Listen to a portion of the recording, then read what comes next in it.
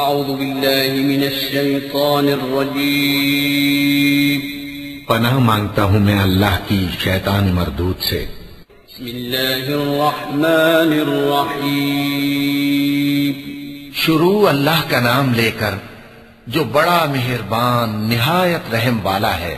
عبس وتولى أن جاءه الأعمى وما يدريك لعله يزكى أو يذكر فتنفعه الذكرى أما من استغنى فأنت له تصدى وما عليك ألا يزكى وأما من جاءك يسعى وهو يخشى فأنت عنه تلهى كلا إنها تذكرة فمن شاء ذكره في صحف مكرمة مرفوعة مطهرة بأيدي سفرة كرام بررة۔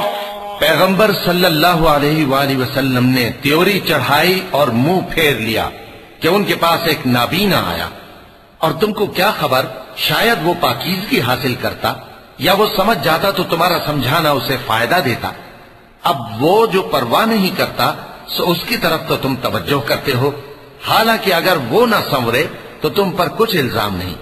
اور وہ جو تمہارے پاس دوڑتا ہوا آیا اور وہ اللہ سے ڈرتا بھی ہے تو اس سے تم بے رخی کرتے ہو۔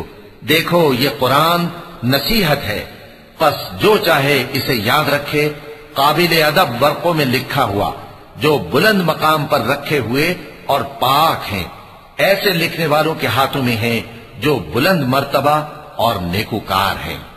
قتل الإنسان ما أكفره من أي شيء خلقه من نطفة خلقه فقدره ثم السبيل يسره ثم أماته فأقبره ثم إذا شاء أنشره كلا لما يقض ما أمره فلينظر الإنسان إلى طعامه أنا صببنا الماء صبا ثم شققنا الأرض شقا فأنبتنا فيها حبا وعنبا وقضبا وزيتونا ونخلا وحدائق غلبا وفاكهة وأبا متاعا لكم ولأنعامكم۔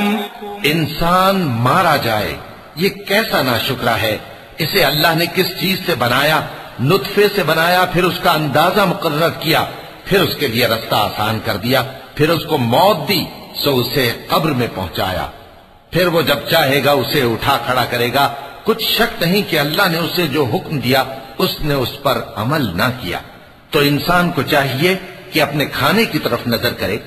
بے شک ہم ہی نے پانی برسایا، پھر ہم ہی نے زمین کو اچھی طرح پھاڑا، پھر ہم ہی نے اس میں اناج اگایا اور انگور اور ترکاری اور زیتون اور کھجوریں اور گھنے گھنے باغ اور میوے اور چارہ، یہ سب کچھ تمہارے اور تمہارے مویشیوں کے لیے بنایا۔ فإذا جاءت الصاخة يوم يفر المرء من أخيه وأمه وأبيه وصاحبته وبنيه لكل امرئ منهم يومئذ شأن يغنيه وجوه يومئذ مسفرة ضاحكة مستبشرة ووجوه يومئذ عليها غبرة ترهقها قترة أولئك هم الكفرة الفجرة۔ تو جب کانوں کو پھاڑنے والی آواز آئے گی اس دن آدمی اپنے بھائی سے دور بھاگے گا اور اپنی ماں اور اپنے باپ سے اور اپنی بیوی اور اپنے بیٹوں سے بھی۔ ہر شخص اس روز ایک فکر میں ہوگا جو اسے سب سے بے نیاز کر دے گی۔ اور کتنے چہرے اس روز چمک رہے ہوں گے، خنداں و شاداں، یہ نیکوکار ہیں۔ اور اس روز کتنے چہرے ایسے ہوں گے جن پر گرد پڑ رہی ہوگی اور ان پر سیاہی چڑھ رہی ہوگی، یہی لوگ ہوں گے انکار کرنے والے بد کردار۔ وَلَقَدْ